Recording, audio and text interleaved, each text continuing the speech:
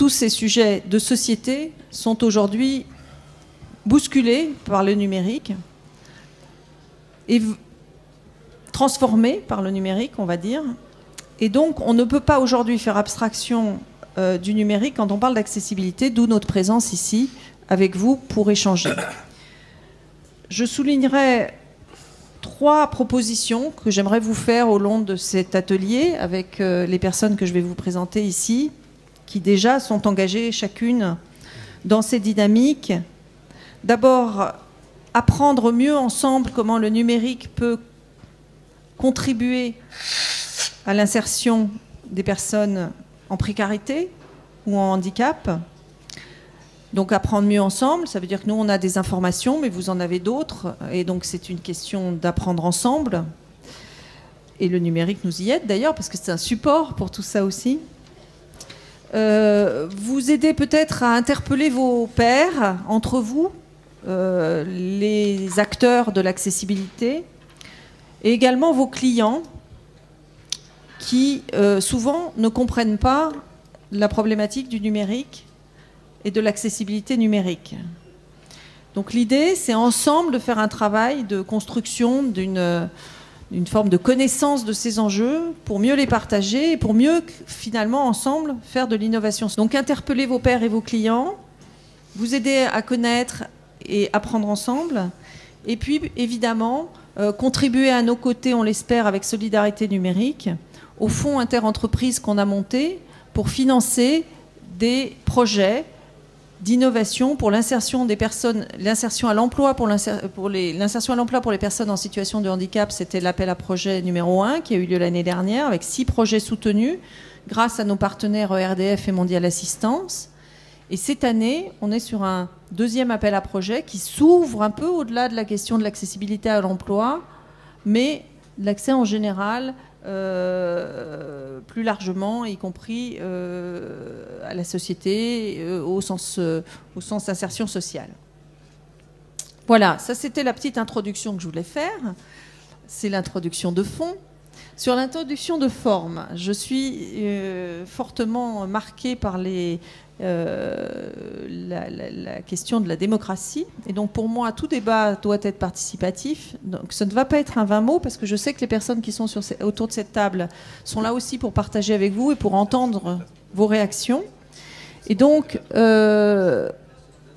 sur la forme, chacun va prendre la parole quelques minutes pour nous dire ce qu'il voit d'essentiel à dire aujourd'hui sur la question du numérique et de l'accessibilité au numérique, mais aussi de comment le numérique intervient pour plus d'accessibilité en général dans la société.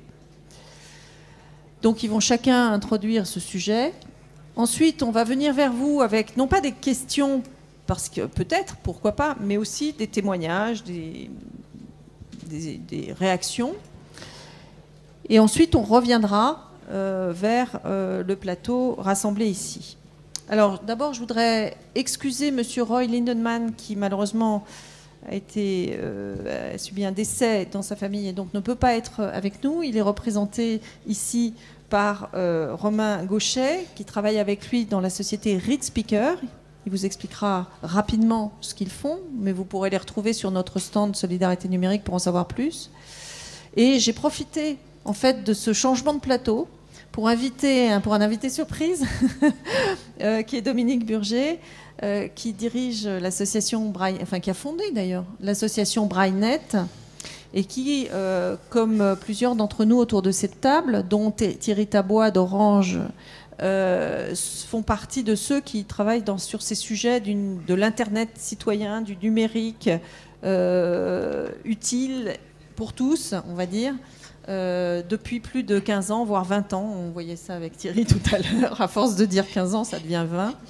Et donc, voilà, on a partagé beaucoup de moments sur ces questions-là depuis de longues années. Et Pierre Pérez, par lequel on va commencer, je vous propose, honneur aux représentants du gouvernement, ben oui, hein, Pierre, finalement, qui est donc secrétaire général de la délégation aux usages de l'Internet, qui en assume la direction auprès de Fleur Pellerin, qui est ministre à l'économie numérique aujourd'hui. Donc Pierre est également cofondateur de l'association Solidarité Numérique. et peut-être il va rappeler ses convictions sur ce sujet pour entamer la discussion. Très bien. Bonjour. Donc je suis en charge d'une structure qui s'appelle la Délégation aux usages de l'Internet, qui existe depuis 2003 et qui a pour vocation d'accompagner le grand public à l'appropriation des usages utiles de services publics du numérique. Et nous déclinons nos actions à travers l'accompagnement d'un dispositif qu'on appelle le réseau des espaces publics numériques, les EPN, sous un label Net Public. Ce sont des lieux qui accueillent les publics qui n'auraient pas la possibilité d'accéder à l'Internet ou d'être équipés, et qui vont, en ces lieux-là, contribuer à faire les premiers pas utiles et nécessaires dans cette société de l'information, pour lequel on sait que les enjeux sont porteurs de progrès social et économique, et il n'est pas question que qui que ce soit reste à côté, reste en marche de ces évolutions. Nous avons mis en place également un programme de reconditionnement d'équipements informatiques au bénéfice des publics les plus démunis, au plan économique, au plan sanitaire.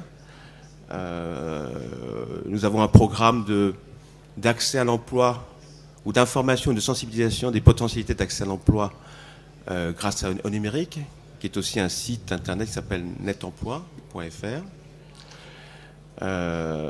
Nous avons intégré comme un programme de l'État ce que nous avons appelé, Florence et moi, le programme Solidarité numérique, concrétisé par une structure qui gère un fonds financier et qui permet de recevoir des investissements, des dotations de partenaires privés, dans la perspective, dans un second temps, de lancer des appels à projets qui permettraient de financer des projets qui, grâce au numérique, favorisent l'intégration professionnelle, l'insertion sociétale des personnes. La naissance de Solidarité numérique a été réalisée dans le cadre d'un accord de coopération avec la société ERDF, et en particulier avec la responsable de la mission handicap qui, autour du programme Ordi 2.0, ce programme de reconditionnement d'ordinateurs, voyait un très grand intérêt à ce que ces ordinateurs soient reconditionnés par des personnes en situation de handicap. Donc, on a procédé à la mise en disposition des ordinateurs de RDF pour les personnes en difficulté. Et en discutant, et ça rejoint un petit peu mes convictions, en discutant ensemble, aussi bien avec RDF, aussi bien avec Florence Durand-Tornat, c'est vrai que l'atout principal du numérique, c'est de permettre d'aller vite et de toucher beaucoup de personnes et de bénéficier des potentialités de calcul de l'informatique. Donc c'est un outil qui permet de s'affronter à des défis marqués par l'urgence, et en particulier les grands thèmes d'utilité publique et d'intérêt général qui nécessitent la réunion des forces. Donc l'accord de coopération avec l'entreprise privée, c'est déjà un moyen de dire, voilà, l'État n'est pas seul, on se donne la main pour agir de concert. Le fonds financier est aussi un moyen d'interpeller des partenaires pour aider à des actions d'urgence. D'ailleurs, ce fonds pourrait être également enrichi par des dispositifs de type financement par la foule, enfin, tout type de financement qui permettrait d'aller vite et d'aller à l'essentiel, puisqu'effectivement, nous ne réussissons pas, à nous, l'État, tout seul, et que nous devons solliciter le partenariat de tous pour aller le plus vite possible. Donc chaque fois qu'il est question de valoriser, de promouvoir ce type d'activité, je suis là, mais pour vous appeler à la contribution, à une contribution dont l'objectif est un meilleur bien-être. Et l'outil informatique permet d'optimiser cet objectif. Voilà, une présentation rapide. Merci Pierre. Alors justement, Dominique, peut-être tu peux illustrer, peut-être un tout petit peu dans l'histoire aussi, rapidement, enfin en quelques schémas sonores, là, comme ça. Qu'est-ce que c'est que l'accessibilité numérique aujourd'hui pour les personnes malvoyantes, bien sûr, mais pour tous les types de handicap également. Donc effectivement, c'est important de souligner que l'accessibilité numérique, c'est l'accès pour tous, hein, et ce n'est pas réservé à une catégorie de handicap. Et peut-être on peut donner des exemples très concrets de ce que ça a signifié, l'arrivée de l'ordinateur d'une part, l'arrivée d'Internet qui a été un accélérateur formidable pour ces personnes. L'exemple que je peux donner, donc pour moi qui suis voyant et qui ai l'usage de mes membres pour écrire, ça a été au tout début, donc ça c'est il y a 20 ans quasiment, c'était la possibilité d'échanger avec des gens qui ne pouvaient pas m'écrire ou qui ne pouvaient pas lire ce que j'écrivais, de pouvoir échanger des disquettes. Ça, c'était la première chose. C'est-à-dire qu'il y avait des gens qui étaient malvoyants, aveugles ou handicapés moteurs qui simplement m'envoyaient une disquette. Et moi, je pouvais répondre en envoyant une disquette. Alors ça, aujourd'hui, ça paraît comme la préhistoire. À partir du moment où il y a eu Internet, c'est-à-dire maintenant il y a une quinzaine d'années, tout ça s'est accéléré puisque c'était plus d'envoyer une disquette par la poste, mais c'était simplement de rédiger un message sur l'ordinateur. Pour la personne qui est aveugle, de le rédiger avec un appareil braille ou en utilisant une synthèse de parole. Pour la personne qui est handicapée motrice, c'est d'utiliser un clavier adapté ou un système de souris spécial. Et pour moi, c'était simplement de recevoir le message et de le lire sans savoir même éventuellement que la personne était aveugle ou handicapée motrice. Ça m'est arrivé à de nombreuses reprises et ça m'arrive toujours de communiquer avec des gens avec qui je rentre en contact sur Internet pour des raisons professionnelles ou autres. Et ce n'est que le jour où je les rencontre que je me rends compte que cette personne est malvoyante, aveugle ou handicapée motrice ou un autre type de handicap. Donc voilà, ça c'est très concret. Ça montre que le numérique a permis à des gens de travailler ensemble, de communiquer ensemble, et partant de là, ça a été une possibilité immense qui n'est pas encore exploitée totalement, mais une possibilité immense pour un certain nombre de gens de s'insérer, de s'intégrer dans la société, beaucoup mieux grâce à l'informatique et grâce au bon côté de la société de l'information. Donc voilà, ça c'est très concret.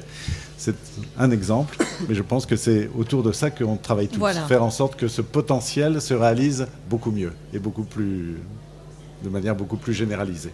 Voilà. Alors, parmi nos partenaires, on a de la société Read Speaker, et Romain porte un autre exemple.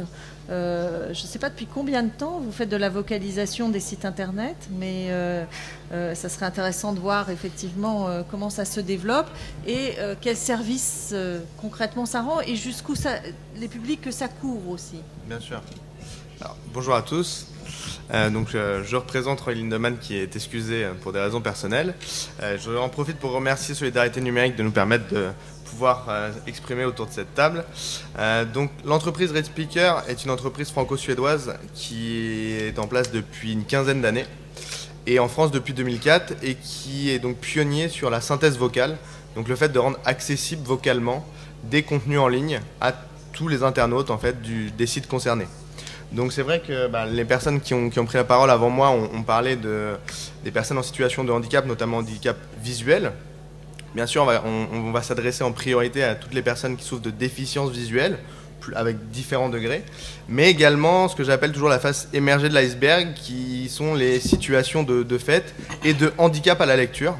Donc ça peut être les personnes qui souffrent de dyslexie, d'illettrisme, des choses qui peuvent être moins avouées ou moins visibles dans la société, mais qui sont à prendre en compte pour inclure vraiment tout le monde dans la communication, et notamment la communication digitale, avec la vocalisation pour vraiment inclure l'ensemble et avoir vraiment cet aspect d'accessibilité qui rejoint aussi des valeurs d'universalité, je pense, pour vraiment s'adresser au plus grand nombre et à tous. Très bien. Thierry, donc je te laisse te présenter et je te laisse t'en présenter et réagir aussi. Alors aujourd'hui, je suis au sein d'Orange, responsable. Voilà. Se rapprocher du micro, merci. Ça marche mieux. Donc aujourd'hui, je suis responsable au sein d'Orange de tous les aspects socio-sociétaux au sein de la responsabilité d'entreprise pour l'ensemble du groupe Orange. Donc je ne suis pas ciblé sur les questions françaises, mais aussi on travaille beaucoup avec l'Afrique, avec les pays de l'Est, etc. Et on se rend compte que finalement ces questions d'accessibilité sont très différentes d'un pays à un autre. Vous m'entendez mieux là? Je vais hurler, ça ira mieux. C'est le micro qui est mal placé en fait.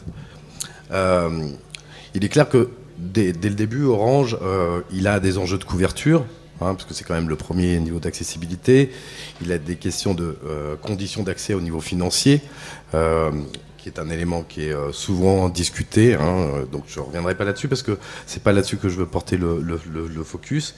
Et puis des offres dédiées, dédiées aux différents types de handicap, que ce soit malvoyants, malentendants, personnes avec une maîtrise de la langue difficile, voire des langues vernaculaires, par exemple, parce qu'on a beaucoup de questions sur les langues vernaculaires dans les pays de l'Afrique subsaharienne en particulier. Et donc aujourd'hui, là-dessus, Orange travaille de manière naturelle, en tant que core business, j'aurais tendance à dire, sur ces accès-là. Mais moi, j'ai tendance à dire, donc moi je suis un peu à part par rapport à ça, moi je travaille sur les écosystèmes.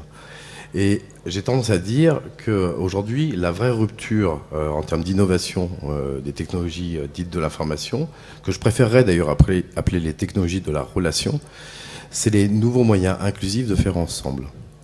Ce qui amène une vraie réflexion pour nous au sens du passage des offres directes à ce qu'on appelle, nous, enablers, c'est-à-dire le fait de permettre à d'autres, avec nos outils, avec nos données, de pouvoir faire des services qui sont adaptés au plus grand nombre. Alors, je vais vous prendre un exemple très concret. Aujourd'hui, on travaille avec des structures, on va dire, autour de l'entrepreneuriat social, de manière à essayer de soutenir leur développement.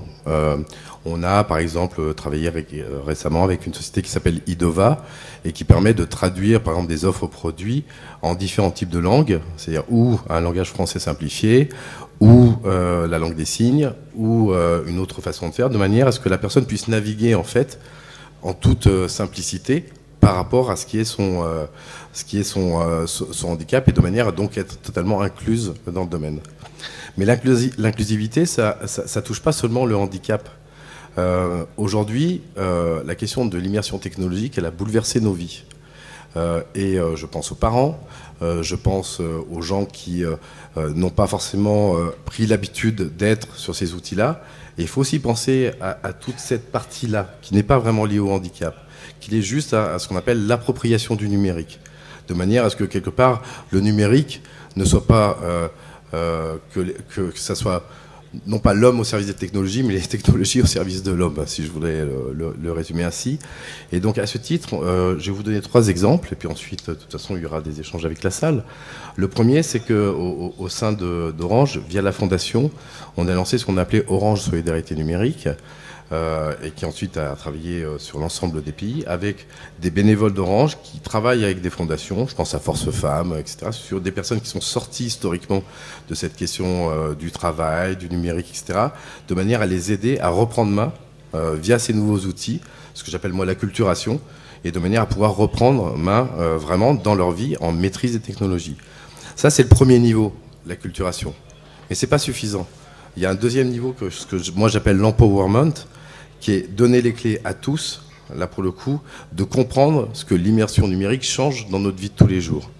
Donc là-dessus, on a travaillé de manière pluridisciplinaire, et en considérant qu'il n'y avait plus de sachants et de profanes sur ces sujets-là, qu'il fallait absolument regarder avec des sociologues, des psychologues, des cliniciens, des praticiens, mais également des gens dans leur expérience quotidienne vécue, qu'est-ce que le numérique a échangé et comment on pouvait trouver des repères pour que tout le monde reprenne main sur le numérique. Donc c'est un sujet qui s'appelle le Digital Society Forum.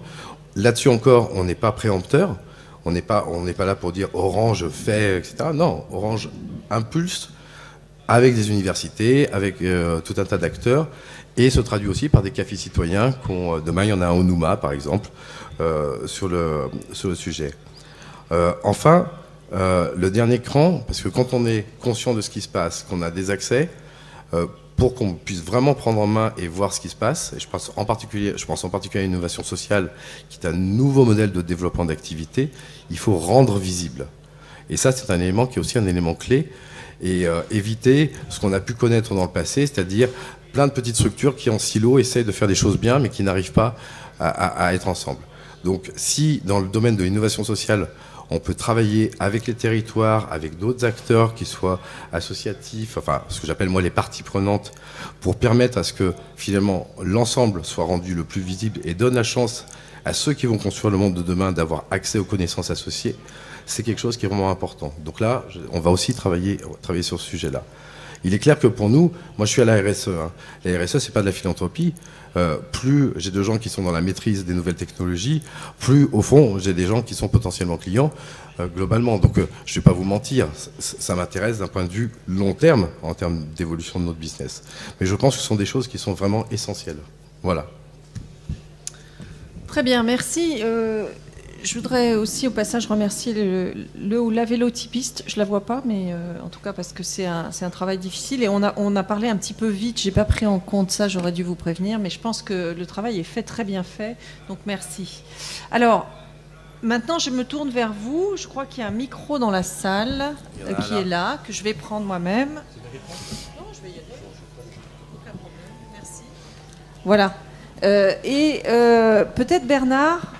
Je vais te demander d'intervenir parce que j'ai reconnu quelqu'un dans la salle qui est Bernard Descargues, qui, il y a donc 15 ans au moins, était à la mission interministérielle pour l'accès public à Internet et a travaillé et a fait un rapport au gouvernement sur l'accessibilité numérique. Et donc, j'aimerais une réaction générale, s'il te plaît. Merci Florence. Alors, je n'avais pas spécialement prévu d'intervenir, donc je suis actuellement à la Caisse nationale de solidarité pour l'autonomie, donc qui n'est pas directement compétente sur le sujet de l'accessibilité, puisque la spécialité de la Caisse, c'est de contribuer au financement, au développement de la compensation.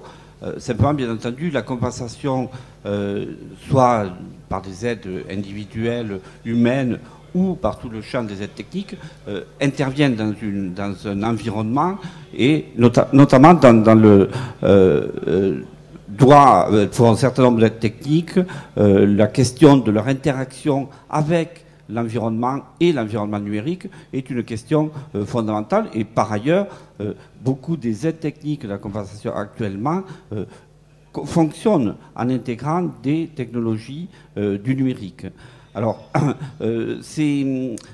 donc on est tout à fait partisans, intéressés au développement de cet environnement, d'autant plus que les frontières entre ce qui relève de l'accessibilité ou qui devient de l'accessibilité et ce qui reste des techniques de compensation est mouvante compte tenu des évolutions technologiques qui sont très importantes. Et j'en veux dans le domaine de l'accessibilité pour les déficients visuels, ce qui s'est passé avec, donc depuis que j'ai quitté ce qui était la MAPI et qui est devenue la délégation aux usages Internet, les aides techniques pour les déficients visuels avec les smartphones et l'intégration en standard des interfaces d'accessibilité pour les déficients visuels. Alors, comme j'avais effectivement rien préparé, c'est clair, ça a été... Alors, en plus, je suis donc handicapé visuel, donc en termes de... Ça a été le développement, comme l'a dit Dominique Burgère, il y a une vingtaine d'années qu'on peut dater cette explosion. Pour les déficients visuels, l'accessibilité, enfin, l'invasion ou la diffusion du numérique progressivement dans l'ensemble de la société est un bouleversement très important, d'ailleurs pour tous les handicapés, puisque ça permet, en termes d'autonomie personnelle et d'indépendance même personnelle, ça a été un bouleversement très important, tant sur le plan individuel que sur le plan professionnel, puisque moi par exemple quand j'ai commencé à travailler, donc je n'ose pas dire dans les années 75, il fallait entre 50 et 75% du temps d'aide humaine dans le travail. Maintenant, on peut arriver, on peut l'évaluer à 10-15% et de manière beaucoup plus diffuse. Donc, on peut à des moments complètement travailler en indépendance, en interaction avec les collègues. Alors, c'est par contre, c'est un phénomène qui se développe, avec des avancées, des reculs, et effectivement le passage au tactile. Alors, de la même façon que le passage de DOS à Windows avait marqué un risque pour l'accessibilité, de même le passage, le développement du tactile et des smartphones a marqué des risques qui finalement semblent apporter des solutions, mais à condition que cette prise en tout ce mouvement de solidarité soit pris en compte dans les développements des appareils, enfin, ou du train général des techniques pour l'ensemble de la société. Donc de quelle manière elles sont intégrées, alors avec ce phénomène d'avance et de recul, alors, qui sont souvent temporaires, parce que souvent, donc, on a un recul temporaire qui va déboucher sur une autre avancée. Donc voilà ce que je pouvais dire, réaction un peu au débeauté. Et merci Florence. Je te remercie beaucoup, ça me fait très plaisir de te retrouver ici. Donc voilà, alors je viens vers vous, des réactions, des remarques. On a été assez optimiste pour le moment, effectivement. Bernard soulignait que la situation n'est pas si simple. Thierry, je t'en prie. Oui. J'aimerais bien répondre à Bernard parce qu'effectivement, il a soulevé une question qui est fondamentale. Paradoxalement, l'arrivée du tactile, elle est tout sauf tactile. C'est-à-dire, pour des gens qui avaient l'habitude d'utiliser Nokia et qui maîtrisaient très très bien le système de lettres, envoi, etc., et les retours associés, tout d'un coup, le tactile, c'était une plaque et il n'y a plus rien à faire. Et donc, effectivement, comme vous l'avez très bien dit, c'est bien la conception et en intégrant cette question de l'inclusivité dans la conception des offres. Le micro, s'il te plaît. C'est dans la. Je vais le prendre à la main. Ah, la technologie. C'est dans la conception même, dans tout le processus de conception, qu'on doit intégrer ces éléments-là, de manière à avoir cette prise en compte de toutes les formes de difficultés d'accès. Et c'est vrai que le smartphone, pour ça, moi j'ai eu des retours qui étaient que on n'arrivait plus à s'en sortir. Voilà, madame. Merci, j'ai juste une petite anecdote qui m'a...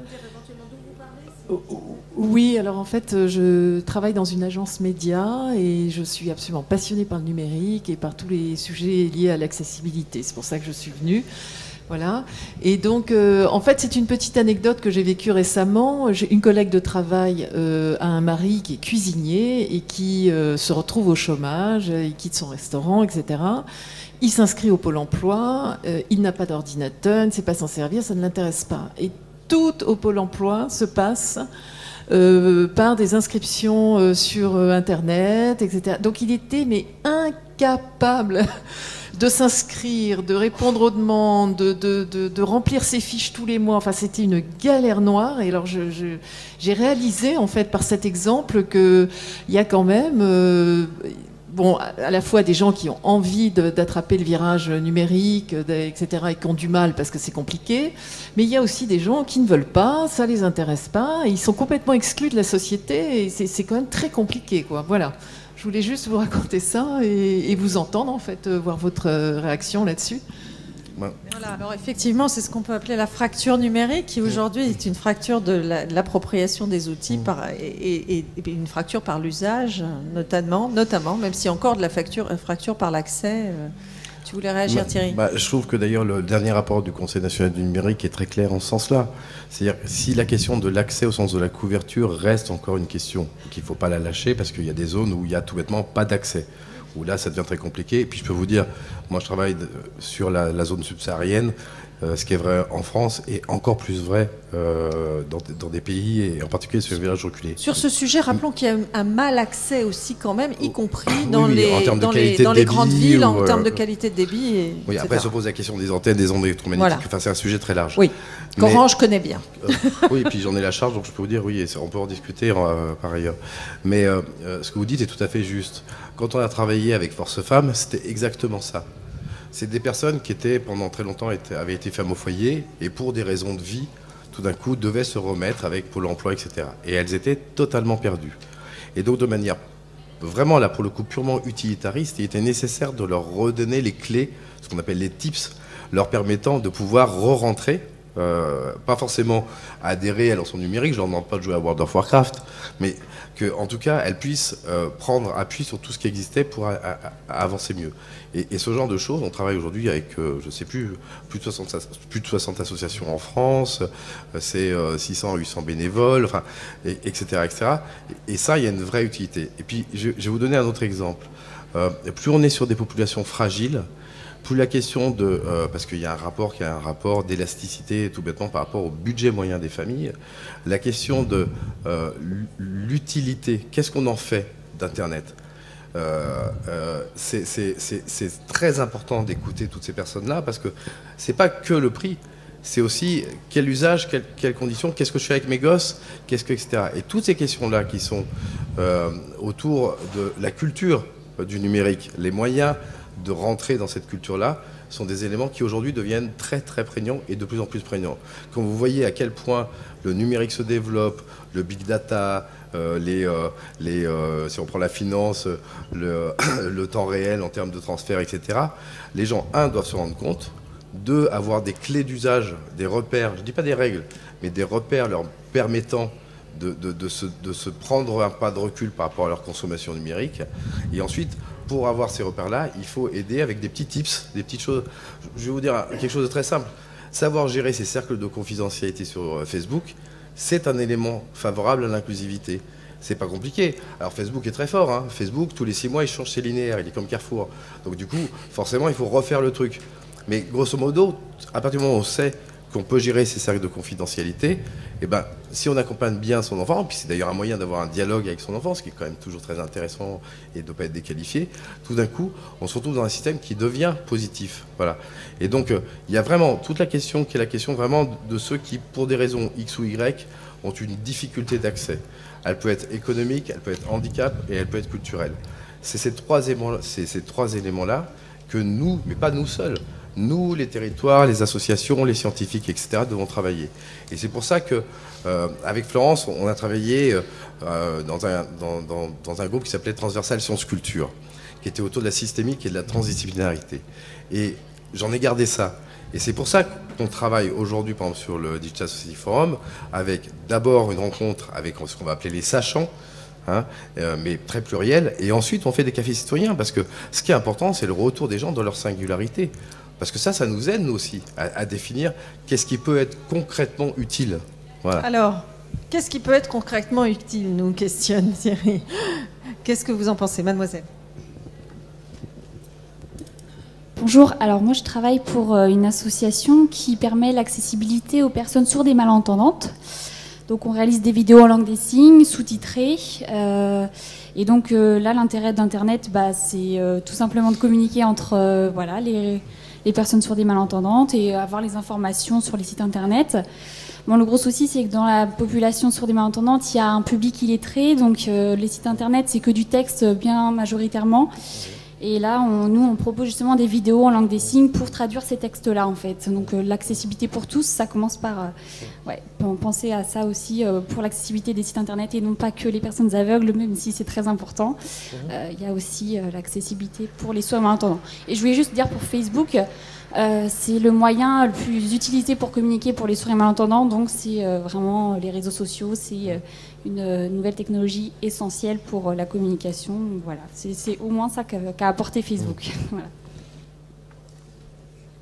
Merci. Romain, une petite réaction sur le... Non, oui, c'est vrai que c'est très intéressant de prendre, en fait, moi je pense que c'est intéressant de prendre en compte l'ensemble des handicaps. Et c'est vrai qu'on parle toujours d'accessibilité pour tous, mais on s'arrête beaucoup à accessibilité et pas à la question pour tous.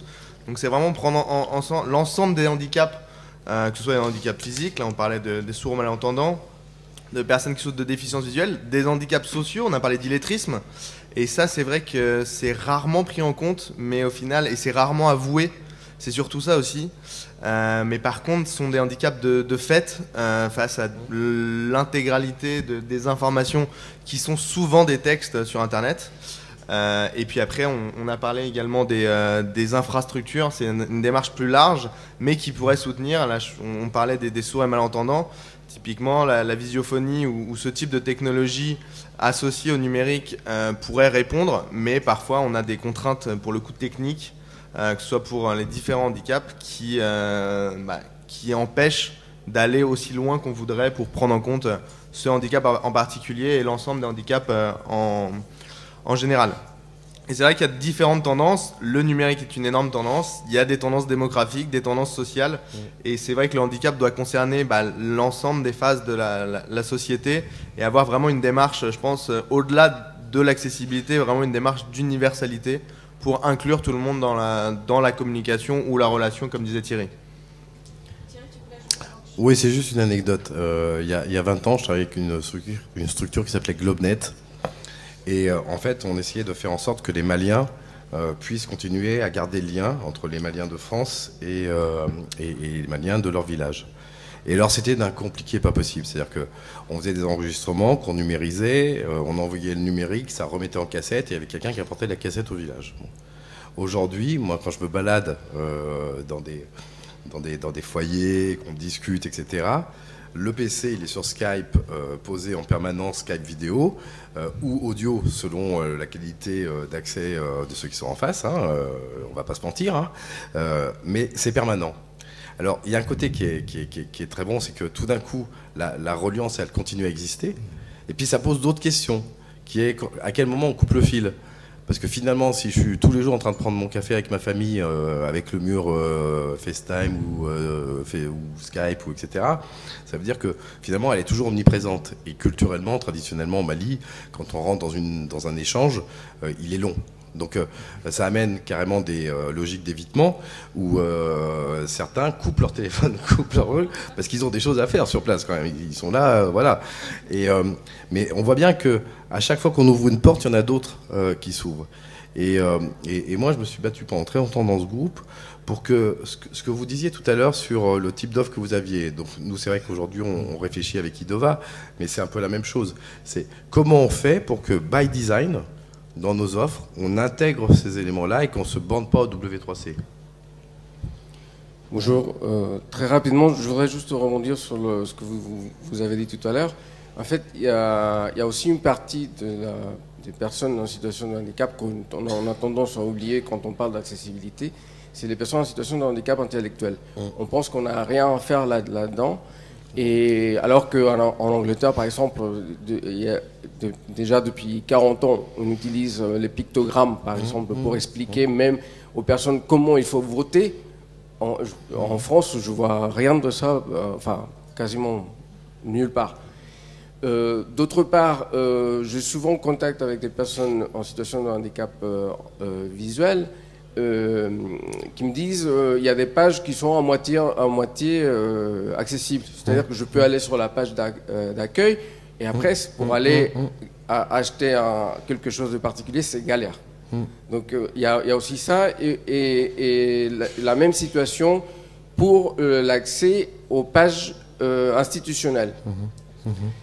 Et une troisième chose qui me préoccupe énormément, c'est que je suis enseignant dans une école d'ingénieurs et il n'y a quasiment aucune sensibilisation. Ne parlons même pas de formation.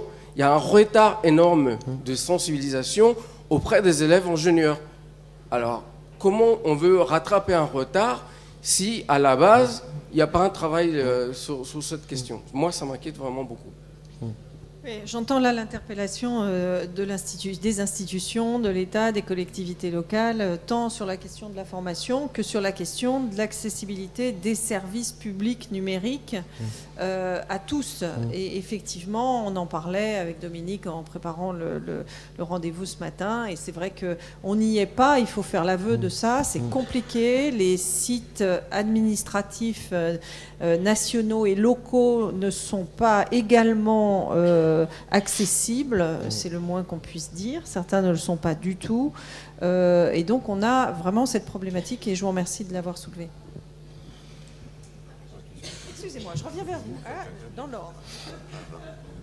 Oui, bonjour, je suis Pierre-Luc Berger-Lefranc du bureau d'études Kangaroo Consult. Nous sommes un bureau d'études spécialisé dans l'optimisation des transports publics ou privés à destination des personnes en situation de handicap.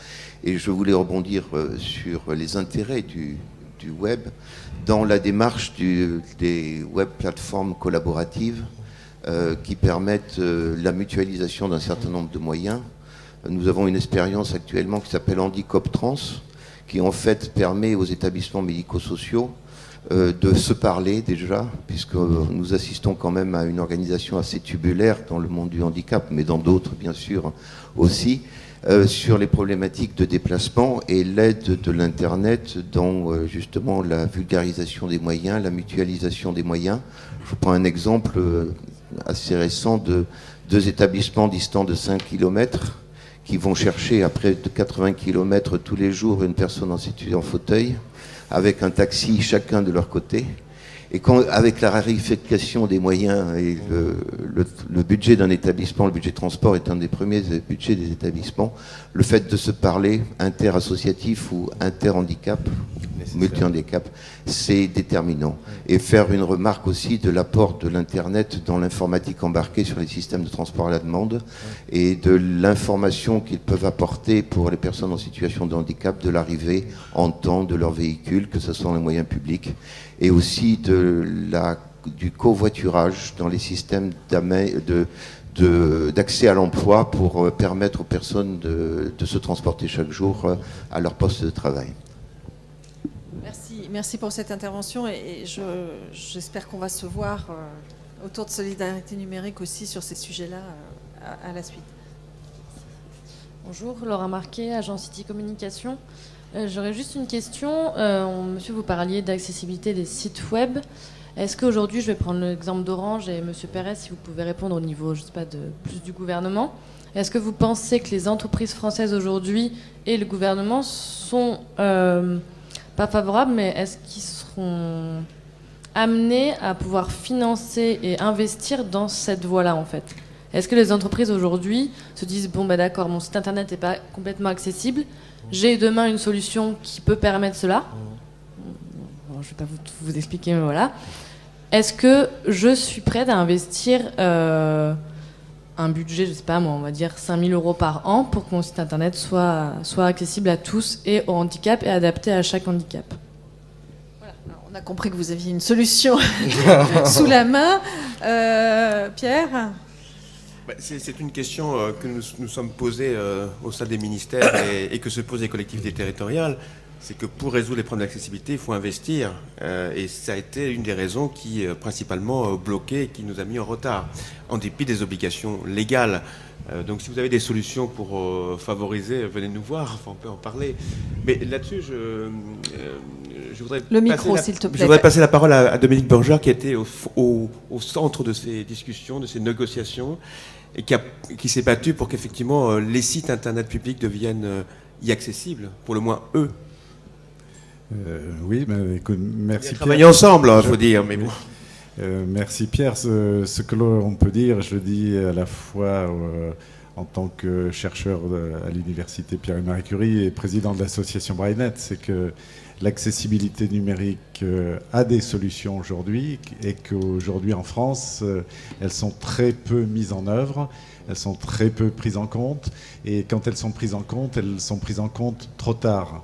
La remarque de monsieur sur la formation, ça c'est une des premières choses. Aujourd'hui, les gens qui développent les solutions, la plupart du temps n'ont jamais entendu parler d'accessibilité numérique, ne connaissent pas les solutions. On arrive souvent en fin de chaîne de production et on vérifie, dans le meilleur des cas, que si le site est accessible ou conforme aux normes. Il y a des normes en France, il y a les normes internationales auxquelles se réfère la réglementation française. Et quand on fait ces vérifications, en général, il est trop tard. Et c'est vrai dans tous les domaines. C'est vrai pour le web, c'est vrai aussi pour le livre numérique. Aujourd'hui, il y a des standards pour le livre numérique qui permettent de produire des livres numériques EPUB de manière accessible. Aujourd'hui, les éditeurs utilisent pour la plupart EPUB, mais très peu, et pour tout dire, quasiment aucun, ne met ces livres numériques EPUB en conformité avec les règles d'accessibilité. Et pourquoi ? Par ignorance, sans doute, plus que par mauvaise volonté. Donc il est très important de développer de la compétence, il est très important que des acteurs du monde économique se spécialise là-dedans, offre des services, mais il est très important que si un investissement doit être fait, puisque c'est la question qui a été posée, est-ce que cet investissement, il doit être fait très en amont, sinon on est contre-productif. Et c'est le sens de tout ce qu'on a essayé de développer avec l'association Braillenet et un certain nombre de partenaires, c'est sensibiliser. On a tous les ans un colloque à la Cité des Sciences, c'est une petite chose, mais c'est une journée c'est le forum de l'accessibilité numérique, le prochain, le 31 mars, où on sensibilise un certain nombre de choses. C'est de la sensibilisation, c'est pas de la formation. On a aussi des formations avec l'université Pierre et Marie Curie. C'est des choses qui sont encore très peu développées. Toutes les universités devraient former, les écoles d'ingénieurs devraient former leurs étudiants à l'accessibilité numérique. Et puis après ça, c'est évidemment aider tous les acteurs à intégrer l'accessibilité dans toute la chaîne de production du numérique. Pierre, moi j'ai une question là-dessus quand même, j'interpelle l'État, parce que pourquoi on ne questionne pas le législateur sur ces sujets? Qu'est-ce qui se passe au niveau de la loi? Pourquoi est-ce qu'il n'y a pas une obligation, notamment pour les sites publics, à répondre aux normes de l'accessibilité? Mais si je ne m'abuse, il existe une obligation légale pour les sites institutionnels, ainsi que pour les collectivités territoriales, de devenir accessibles. Oui, mais c'est les normes qui ne sont pas posées, si je ne me trompe pas. Si, les normes existent. Simplement, c'est des retards. Et puis peut-être enfin, je ne sais pas. Moi, je voudrais pas trop. Je sais qu'il y a beaucoup de ministères qui sont préoccupés de cette question-là, sans qu'un seul ministère ne l'ait traité de manière centrale. Donc, et je ne suis pas la personne la plus à même de vous répondre de manière précise sur cette question. En deux mots, il y a une obligation, mais il n'y a aucun contrôle et aucune sanction. Donc, et les normes sont à jour, c'est ça que je veux dire. Et la norme actuellement française, enfin la réglementation française, n'est pas à jour techniquement. C'est ce que je pensais aussi. Il est question qu'elle soit mise à jour en 2014, puisqu'il y a un appel d'offres a été lancé par. Donc c'est le moment d'interpeller les régulateurs, on va dire d'une manière générale, notamment de profiter des élections, etc., pour insister, notamment auprès de nos élus locaux. On est chacun citoyen susceptible de voter pour celui qui n'aura pas oublié de mettre ça dans son programme et lui souffler en tant que participant à la démocratie locale. Madame. Bonjour, donc je suis Laetitia Wakil, je travaille à l'association Interface Handicap. Il y aurait beaucoup de choses à dire. Donc l'intervention de notre représentant de l'association Braillenet a déjà dit beaucoup de choses que je souhaitais rappeler, notamment sur les directives, les fameuses WCAG 2.0, qui sont des standards internationaux sur lesquels on peut se baser pour rendre plus accessibles des sites internet. Néanmoins, vous le savez, c'est aussi au bout de la chaîne qui devient compliqué d'avoir un confort d'usage, une ergonomie adaptée aux différents publics, aux situations de handicap. On a parlé de plusieurs familles de handicap. Peut-être on pourrait aussi s'étendre sur la question du handicap moteur, de sensibiliser sur le fait que, de prime abord, les développeurs avec lesquels on travaille, puisque nous sensibilisons et nous formons les professionnels sur ces sujets de l'accessibilité numérique, on a déjà ce premier parti pris qui dit mais accéder à Internet quand on ne voit pas, on a un certain nombre de développeurs qui ont bien des standards entre les mains, mais qui ne voient pas forcément quelle utilité, voire comment concrètement ça se met en place. Donc je sais que l'association Braillenet y travaille, puisque sur notre site internet Interface Handicap Accessible, on y voit Sylvie Duchâteau, non-voyante, dans le cadre de vidéos pédagogiques à la Cité des Sciences, qui manipule y compris cette tablette tactile qui est plate, qui a un système vocalisé qui lui permet d'accéder à un certain nombre de choses à certaines conditions, que l'application en l'occurrence soit accessible, qu'elle soit conforme et en adéquation avec le système. Sur la question du handicap moteur, on va aussi trouver sur notre site Véronique, qui est privée de l'ensemble de ses membres, qui a perdu sa totale motricité, qui va interagir néanmoins avec l'ordinateur grâce au travail notamment mené par des équipes comme l'hôpital Raymond Poincaré, la Fondation Garches. Et donc, quand on travaille sur ces questions d'accessibilité, il est effectivement important de dire qu'il y a un certain nombre d'arbitrages qui doivent être faits. Donc quand par exemple on nous alerte sur certains partis pris qu'on a réalisés notamment pour répondre aux besoins des personnes en situation de handicap moteur, il y a des redites pour les personnes non-voyantes qui vont avoir des doubles titrages par exemple. Donc c'était pour dire que cette question, elle est fondamentale. La question du budget, de l'investissement, effectivement, c'est de rappeler que ce sont surtout des budgets qui doivent être mobilisés en amont pour rendre le plus opérationnel possible. Et la question de la sensibilisation et de la formation, elle est aussi essentielle. Que la plupart des sites publics sont administrés sur plusieurs plateformes, avec plusieurs CMS qui ne sont pas les mêmes, donc qui compliquent, j'ai envie de dire, cette question de l'accessibilité. Alors, je m'excuse, je dresse un tableau un peu noir, mais néanmoins, plein de positifs aussi, puisque je vous inviterai à vous rendre sur le site d'Interface Handicap. Un lien aussi avec la Fondation Orange, puisque nous lançons la première application multi-accessible avec un parcours compté pour l'Institut du monde arabe. Donc, où on va avoir justement à la fois cette optique de conception universelle, puisqu'on a voulu un parcours compté pour tous les publics, et néanmoins travailler aussi sur le spécifique, puisqu'on va retrouver chacun des profils facile à comprendre, en situation de handicap moteur qui va permettre d'interagir avec des fonctionnalités du smartphone comme Assistive Touch, etc. Voilà, je pourrais longuement détailler tous ces sujets-là. Et oui, il y a un article de loi, malheureusement, qui date de 2005, l'article 47, mais on sait que dans les faits et dans la pratique, il y a finalement peu de gens, du fait de non-sanctions, qui véritablement vont jusqu'au bout de l'accessibilité, tout ça. Mais en tous les cas, Véronique, que l'on voit dans la vidéo, qui est très touchante néanmoins, rappelle que c'est aussi sa fenêtre sur le monde. Donc c'est aussi le moyen pour elle, puisqu'elle a une maladie dégénérescente, de continuer à aller faire ses courses sur Internet, de pouvoir aussi prendre elle-même ses places de théâtre. Bref, voilà. Le numérique, effectivement, est au cœur de plein de pratiques et elles permettent en tous les cas à un tas de gens de ne plus être isolés. Et puis aussi un vecteur de professionnalisation important, à condition aussi que les entreprises se penchent sur l'adaptation des matériels, des postes. Voilà, je peux tenir très longtemps sur le sujet, mais... On vous invitera la prochaine fois en structurant un peu votre intervention. D'ailleurs, j'en profite au passage pour souligner que Rossi Tiangala est donc le permanent de Solidarité Numérique et on va essayer, en écoutant vos témoignages, je pense qu'il faut vraiment qu'on ait des liens qui continuent et peut-être on mettra en ligne les adresses des différents sites, quels qu'ils soient, privés, publics, associatifs, etc., qui ont été cités en tout cas pendant ce débat à minima. Voilà, je crois qu'on a encore un petit peu de temps. Je ne sais plus jusqu'à quelle heure on est ensemble. Monsieur non plus. Bon, bah, c'est pas grave. On continue tant qu'on nous interrompt pas. Merci. Merci. Aude de Chavagnac. Je suis dans une association qui s'appelle Communication publique et les pouvoirs publics ont été largement cités. Et récemment, il y avait un débat sur la démocratie participative. Je crois que ce sujet rentre dans le cadre de la démocratie participative.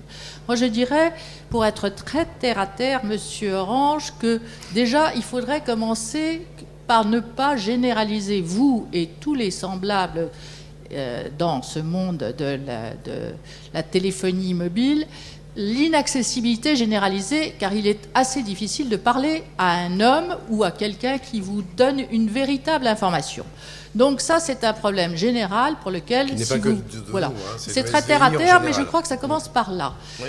Ensuite, Monsieur Burger, je ne sais pas si je prononce bien votre nom, c'est admirable ce que vous faites, mais c'est d'une haute technicité. Comme vous avez dit, c'est pas de la formation, c'est de la sensibilisation. En même temps, ça vole tellement haut que très souvent, je suis allée vous écouter. Bon, ça n'est pas pour le profane. Ce que je crois, c'est qu'on a du mal à faire du lien. Alors, la démocratie participative, vous avez un certain nombre de personnes qui s'y intéressent et qui essayent d'être des vecteurs, des courroies de transmission pour parler de cela.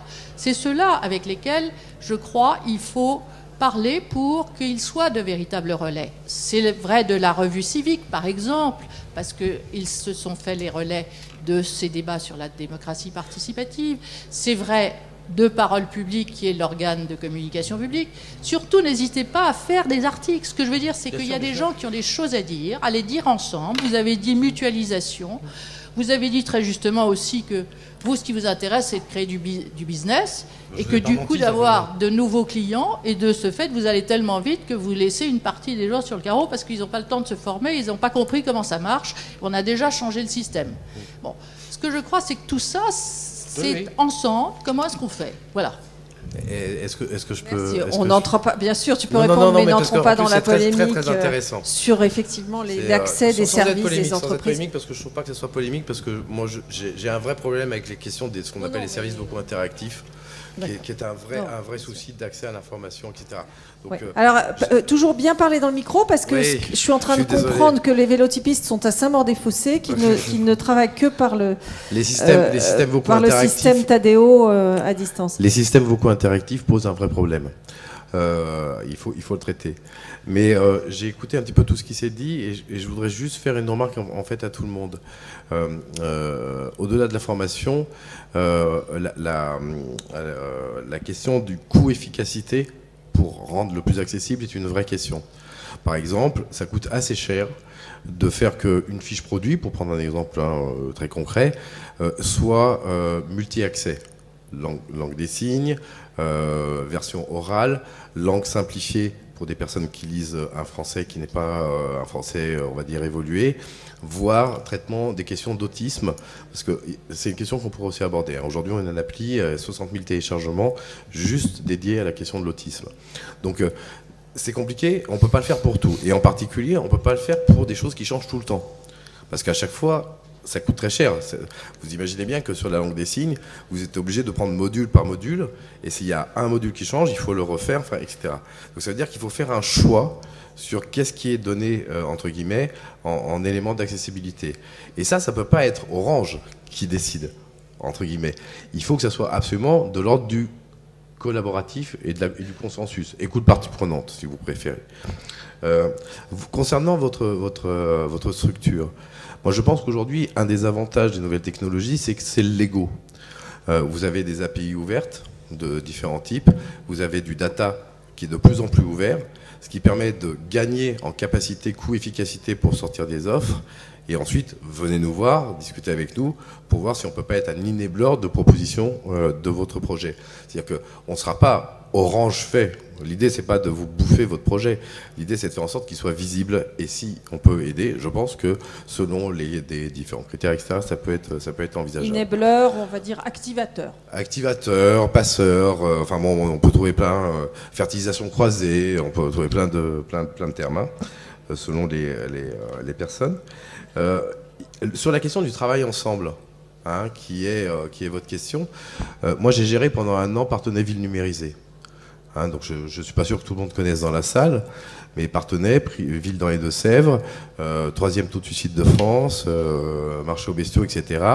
On était vraiment dans une obligation de développement endogène du territoire, ce qui veut dire qu'en gros, c'était pris entre Poitiers et Niort, le train n'arrivait plus, il fallait redonner confiance aux gens pour repartir sur quelque chose de positif.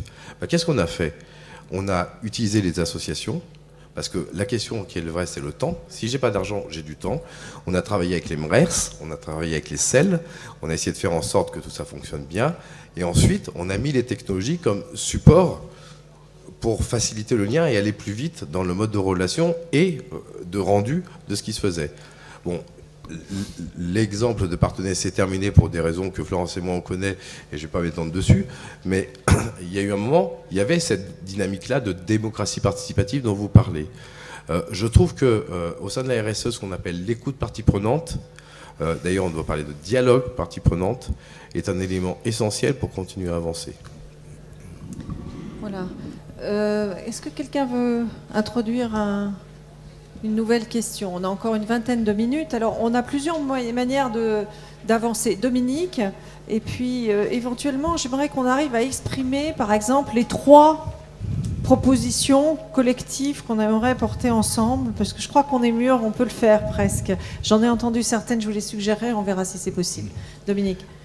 Je ne sais pas si je vais répondre à la petite critique de Madame de Chavagnac sur le fait que ce que je dis n'est pas compréhensible par tout le monde ou vole trop haut.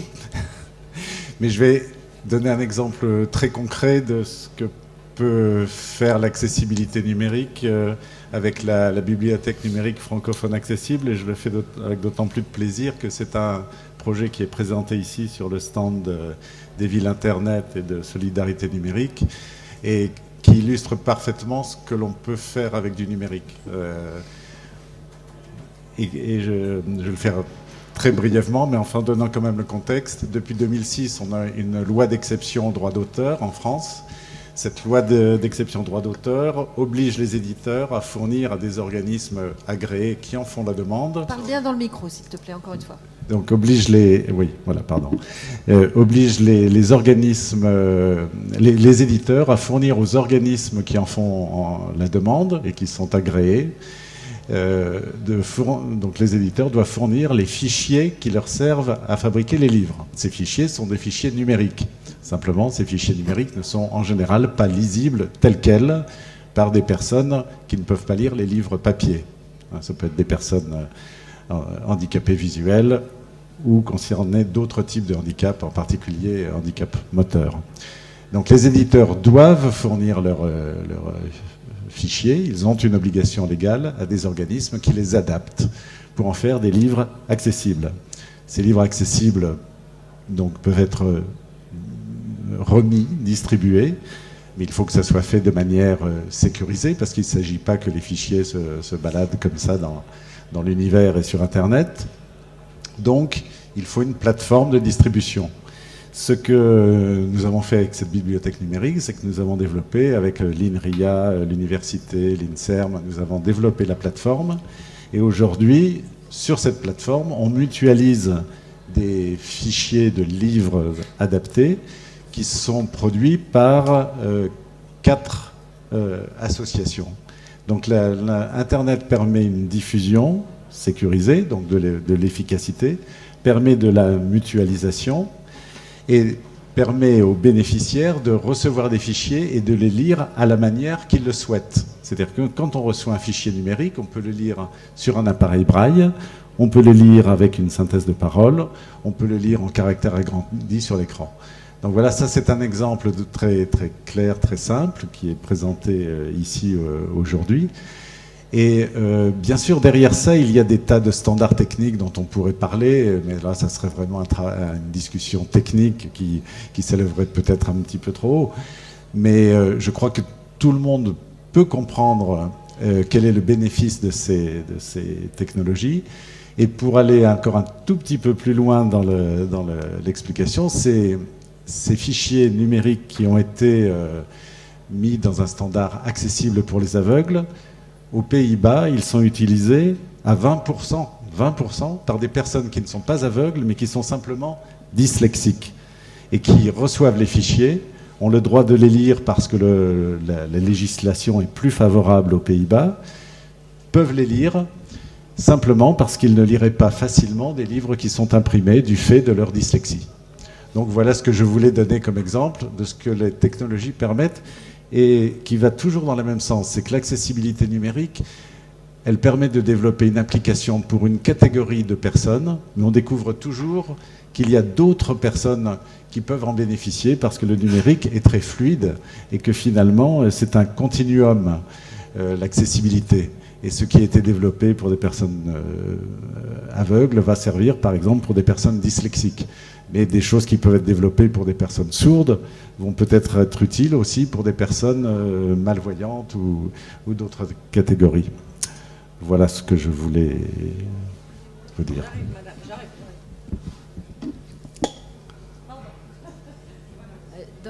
Excusez-moi, dans l'accessibilité en ligne, vous n'avez pas évoqué les visites de musées qui sont possibles.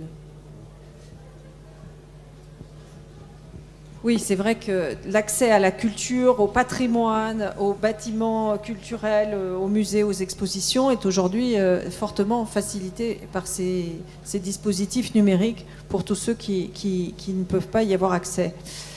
À ce stade, j'ai pris quelques notes et je vous propose non pas une synthèse, mais une liste de choses qui pour moi correspondraient, je trouve, et je vous en remercie parce que j'ai trouvé ce temps partagé très intéressant, peut-être des propositions de collaboration d'actions partagées entre nous pour l'accessibilité numérique et pour déployer l'accessibilité numérique.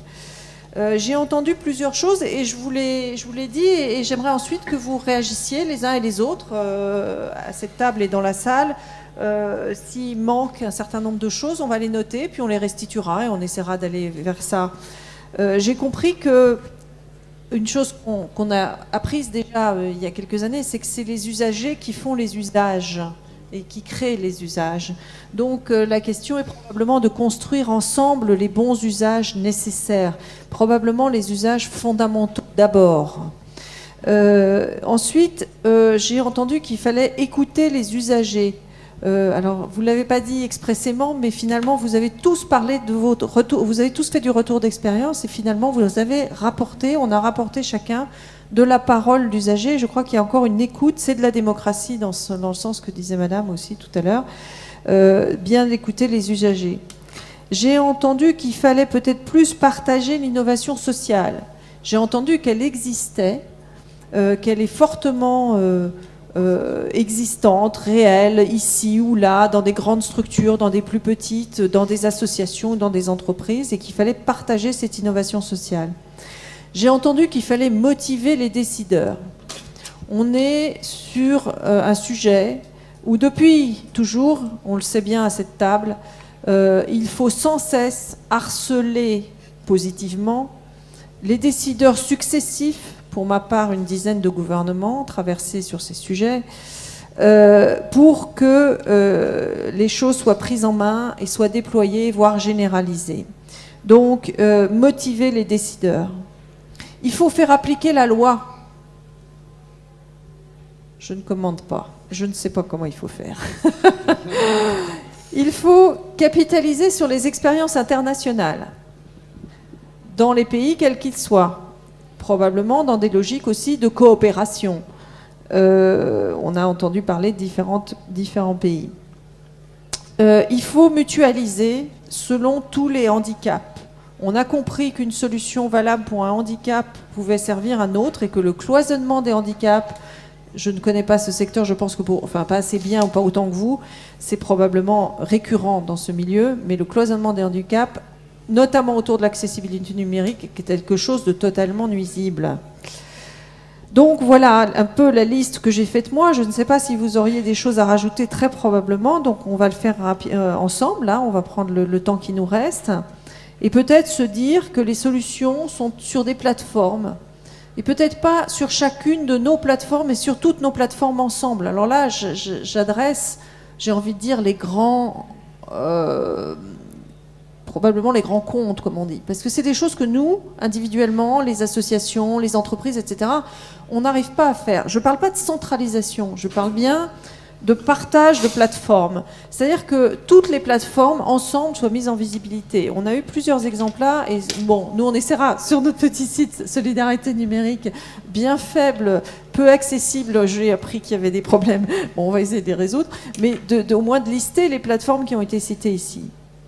Voilà, donc plateforme d'échange d'expériences, plateforme de distribution des pratiques, plateforme de diffusion des contenus. Voilà ce dont on pourrait rêver. Est-ce que vous avez à ajouter quelque chose qui vous semble oublié dans cette espèce de liste, pas à la Prévert, parce qu'elle a une certaine cohérence. Faire évoluer la loi, peut-être. Appliquer la loi, mais faire évoluer, puisque j'ai compris qu'aux Pays-Bas, ça se passait de manière plus avantageuse, me semble-t-il. On n'a pas aussi parlé de démocratie directe. C'est aussi une manière de faire évoluer la loi, de faire des propositions qui remontent. Voilà. Une précision. Aussi, peut-être une construction différente. On parlait des usages, des retours d'expérience de chacun. C'est vrai que si on prend simplement les référentiels d'accessibilité à l'échelle internationale et repris à l'échelle nationale, c'est une approche vraiment par le haut, alors qu'on peut constater des frustrations ou des décalages avec les usagers directement concernés. Donc peut-être simplement aussi une manière de faire, et ça reprenait ce que disait Madame avec la démocratie participative, d'avoir vraiment un retour d'expérience par le plus grand nombre et par les personnes directement concernées, ce qui permettrait d'avoir peut-être une loi qui serait aussi mieux appliquée. Moi, j'ai juste une remarque sur un terme qui est utilisé, qui est celui des bons usages. J'avoue que j'aime pas ce terme-là. j'aime l'usage maîtrisé. C'est-à-dire que j'aime l'idée que chacun, on se parle entre adultes, qu'on sorte des systèmes de l'entre-soi qui font que tout le monde se cabre, de manière à trouver des solutions qui aient le meilleur coût-efficacité. Et j'ai bien connu le monde associatif, hein, tu peux le certifier, et j'ai trouvé complètement fou le fait que des associations qui étaient sur des champs d'action très proches finissaient par être concurrentes et en fait détruisaient la valeur qu'elles étaient en train de créer. Je pense que là, on a quelque chose qui est intéressant qui est en train de se développer, qui est ce qu'on appelle l'entrepreneuriat social. Ce qu'il a de différent avec le reste de l'économie sociale et solidaire, même si le reste de l'économie sociale et solidaire est un élément très, très, très important, c'est que la première clé, outre le fait que le travail soit fait sur le social ou sur le sociétal, c'est qu'on gère l'autonomie de ceux qui font. C'est-à-dire que ceux qui vont porter l'action sont autonomes et sont moins soumis à des questions de subvention. Parce que c'est aussi un des problèmes du monde de l'économie sociale et solidaire, c'est finalement faire des choses qui ne sont pas celles qu'on avait prévues, parce qu'on passe notre temps à chercher des subventions. Donc là, on est à une croisée des chemins, sur l'ensemble de l'économie sociale et solidaire d'ailleurs, et je pense que vraiment, il y a un apport autour de l'innovation sociale qui est clé, que ça demande une maïotique différente, ça demande à travailler de manière sérieuse, calme, sortir de l'entre-soi, etc., pour trouver les meilleures solutions. Je vais vous donner un exemple très concret qui n'a pas lié à l'accessibilité. La ville de Rennes devait réaménager son circuit en centre-ville parce qu'il y a des bouchons tout le temps. Donc elle a fait des appels d'offres. Les gros sont tous venus et puis c'était on fait un tramway, on fait une nouvelle voie, etc. Enfin bon, 1 milliard minimum à chaque fois, quoi. Et puis ils ont réfléchi autrement, ils sont sortis du cadre. Ils ont dit finalement si on va voir les gros pourvoyeurs, parce que non on les voit via le big data, qui gèrent des flux. Et qu'on leur dit on décale le temps d'arrivée et de départ des boîtes. Est-ce qu'on ne peut pas faire quelque chose de mieux? Le résultat, c'est qu'aujourd'hui, sur Rennes, la circulation, elle s'est fluidifiée. Parce qu'à un moment, les gens ont discuté sans être que dans leur intérêt propre de faire du business ou d'être le représentant légal, ou etc., mais pour vraiment répondre à la problématique. Et vous savez que plus vous êtes dans la diversité, plus vous avez une chance de répondre de manière correcte à la problématique. Donc ça, c'est pour reprendre aussi ce que dit Madame. C'est effectivement ça, la démocratie participative. C'est considérer des gens comme adultes, que ces gens adultes, sur la part de leur talent, interviennent sur les sujets qui les concernent, soit en commentaire, après c'est une question de temps, soit en commentaire, soit en fact-checking, soit en apport contributif concret en termes d'intervention, et que là on a une vraie clé. Mais ça dépasse largement d'ailleurs la question des boîtes et de la façon de faire ensemble. Je pense que sur la question politique, par exemple, c'est une vraie question. Alors, parmi vous, quel est le sujet qu'on n'a pas abordé? Qu'est-ce qu'il faudrait prendre en compte? Bernard? J'avais 2 éléments. D'abord, je voudrais répondre un peu compléter ce qu'a dit Dominique Burger. Ce qui m'attriste, c'est qu'il a parlé de sa plateforme BNFA, mais qu'apparemment, il y en a au moins une autre et elles n'ont pas pu collaborer, à ma connaissance, parce que j'ai compris. Et par ailleurs, la question, est-ce qu'il fallait faire une plateforme alors qu'on pouvait espérer l'accessibilité directe et donc la diffusion, il y a de grands diffuseurs numériques, d'assurer la diffusion de livres, au moins d'une partie des ouvrages accessibles. Parce que l'accessibilité, elle est plusieurs niveaux.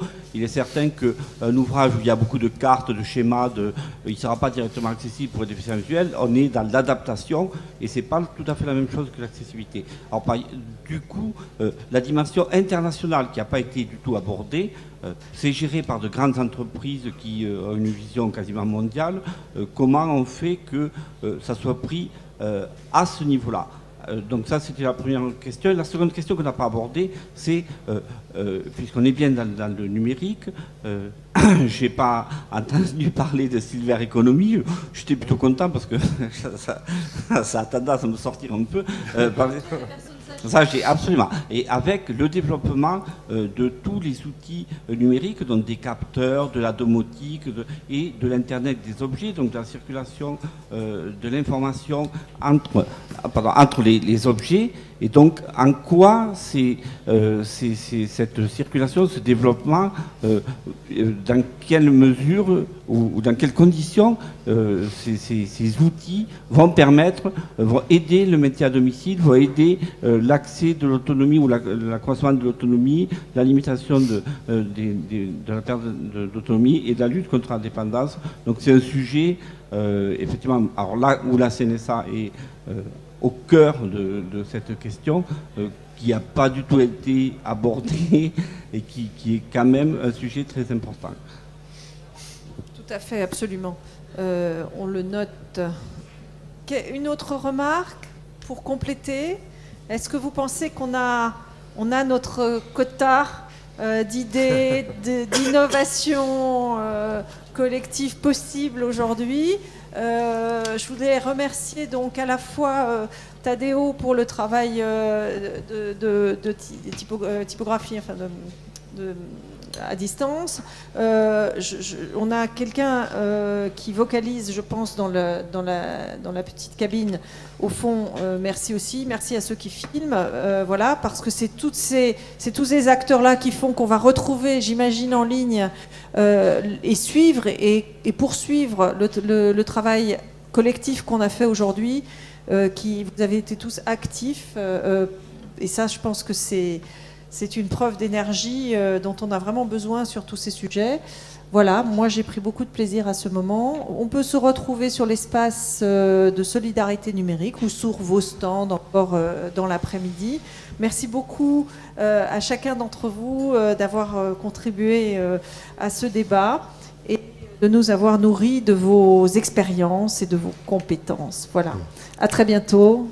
Merci. Moi, juste un petit message Urbaccess. Continuez le débat. Voilà, on continuera le numérique à Urbaccess. Je sais que c'est la volonté d'Alain Ray, tu as parfaitement raison. Et on essaiera de construire avec lui une dimension encore au-delà de ce qu'on a fait cette année. À très bientôt.